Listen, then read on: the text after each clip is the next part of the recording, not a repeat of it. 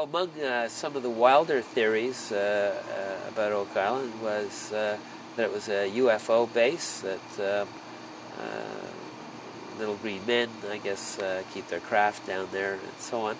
There have been other wild ones too. I still have a fellow who still writes me from Dublin, Ireland, who is absolutely convinced that there's a whole family, not a whole family actually, a whole village of leprechauns living under the island.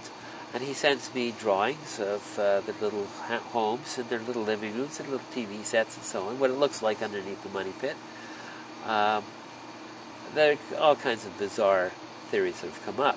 One theory, or an actual incident that came up that was pretty bizarre, was during the war, about 1943, when Peggy Adams and her husband and daughter were living on the island, and suddenly the RCMP and the Navy swooped in on the island. There was no causeway in those days, by boat, and demanded to inspect the money pit and various other shafts and so on.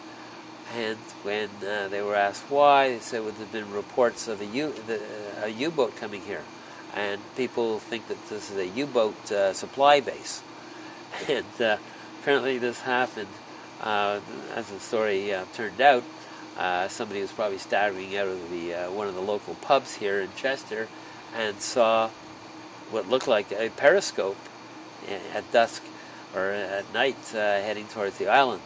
Well, as Peggy told me and other people confirm, in those days there used to be moose that would swim from the mainland out to the island and so on, so that's probably what it was. So it turned out it was not a supply base for the German U-boats.